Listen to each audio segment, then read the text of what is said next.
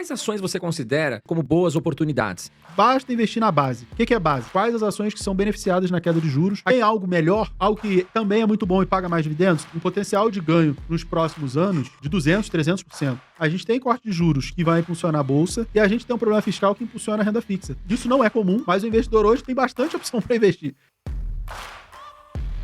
Quais ações você considera que a gente entra agora em 2026 como boas oportunidades? Que você gosta da empresa, tá num preço legal, porque a bolsa deu uma boa recuperada, né, em 2025. Mas acredito eu que ainda tem muita coisa aí interessante, né?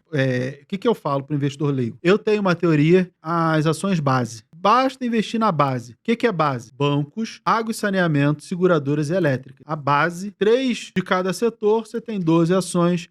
Dentro do que diz Markowitz, na teoria moderna de portfólios, para você ter ali uma carteira eficiente, uns 12 ativos, 15, 16, você já teria a maior parte do benefício da diversificação. Então, ok, 12 ações nesses 4 setores, 3 de cada uma. Podem ser as 3 maiores. Tudo bem que saneamento e seguradora só tem 3 mesmo, então não tem muito Tem pouca opção.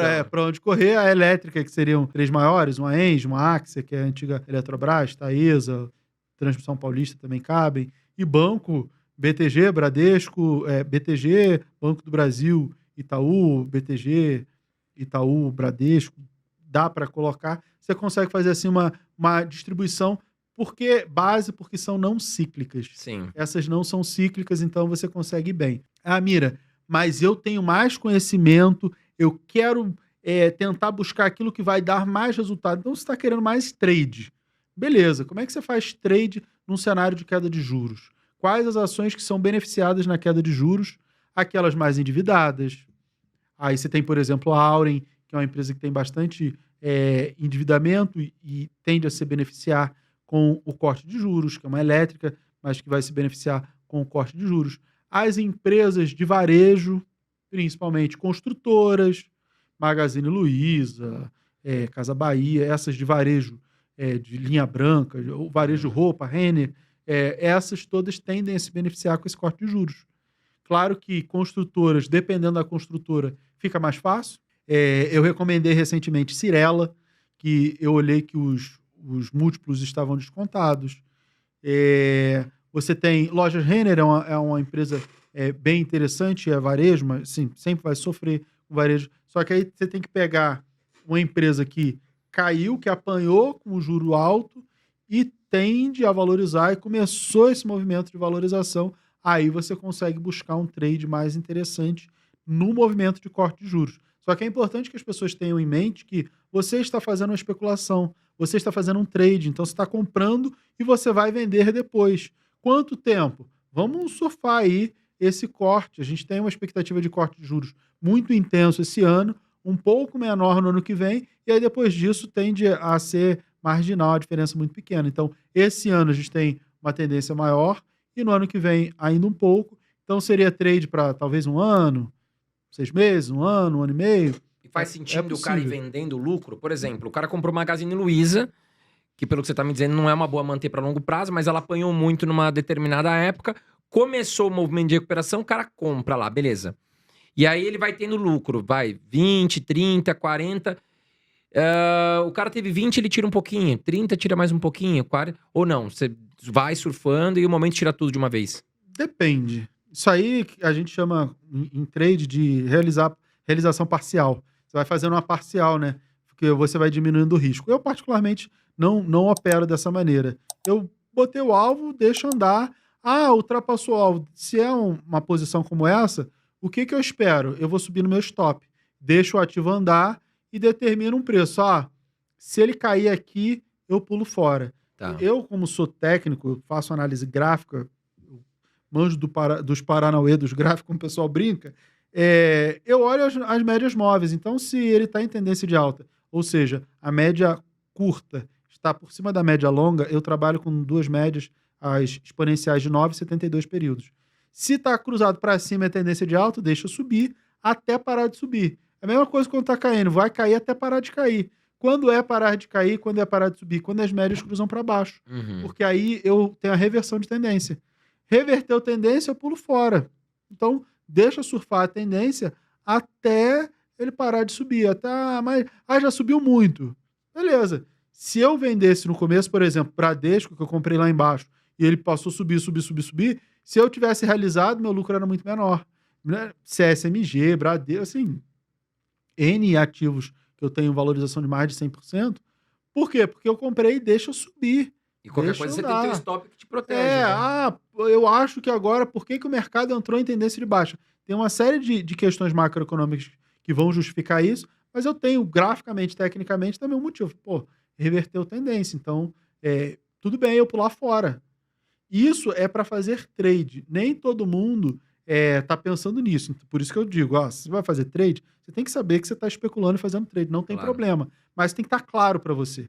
Porque aí você sabe o que você está fazendo. Ou se você não tem estômago para isso, você nem tenta. Sim. E ele não tem nenhum problema. Já falei aqui, a disciplina de investir em coisas boas, ela dá um retorno que tende a ser maior do que o especulador fica ali tentando, entendeu? Então, a disciplina ela dá um retorno absurdo.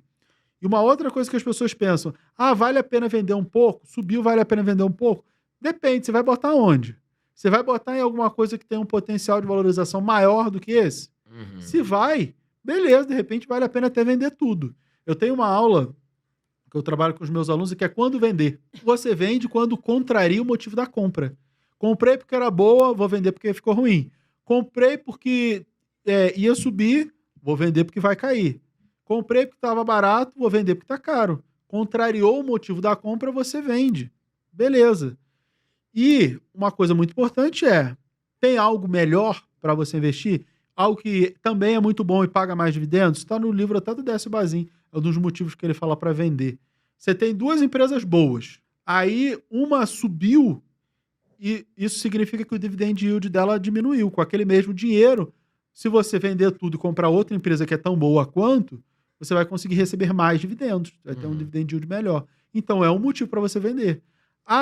Eu não comprei pensando em dividendo, eu comprei por conta da valorização. Ela valorizou. Tem outra que você acha que vai valorizar pra caramba. Você comprou essa daqui, ela subiu 100%. Vai ser difícil ela subir de novo 100%.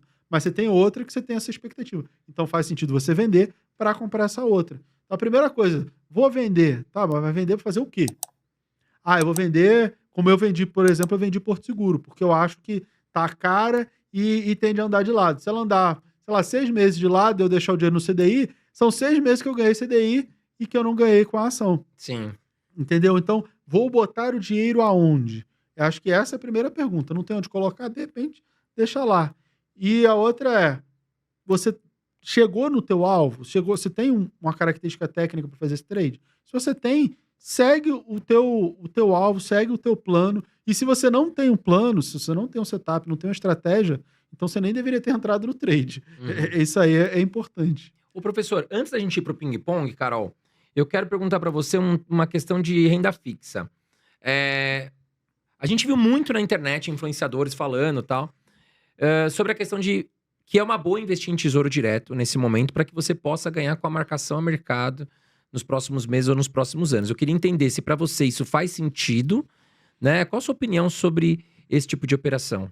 Quem popularizou isso foi um amigo meu, o Gui Cadonhoto, lá da Finclass. Ele é colega de mestrado, a gente faz mestrado juntos. Da onde veio essa ideia? Da assimetria de retorno em que você tem no Tesouro IPCA 2065. O Tesouro marcação a mercado em renda fixa é assim: quanto maior o vencimento, maior o risco, maior o potencial de retorno. Qual o título mais longo que a gente tem? O Tesouro Renda Mais 2065, a Aposentadoria Extra 2065. Ele é o mais longo, o vencimento é 2065. A gente tem uma assimetria que é o quê? Um potencial de ganho nos próximos anos de 200%, 300%. Pode chegar em 2 anos, dependendo da taxa, se a taxa cair.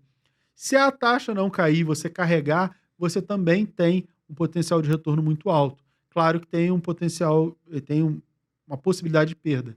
Se não me falha a memória, a perda poderia acontecer de uns 40%. Então, se você tem um potencial de ganho de 300 e pode perder 40, você tem uma assimetria interessante. No título 2050, você tem um potencial de ganho de 100% e de perda próximo de zero. Era pequena. Só que o ganho é bem menor, né? É tipo 1/3 do outro. Por isso que se popularizou. Como eu falei, a gente tem um problema no Brasil que é fiscal. Esse problema fiscal faz com que os títulos do Tesouro tenham uma taxa alta. Ou seja, a gente tem corte de juros que vai impulsionar a Bolsa e a gente tem um problema fiscal que impulsiona a renda fixa.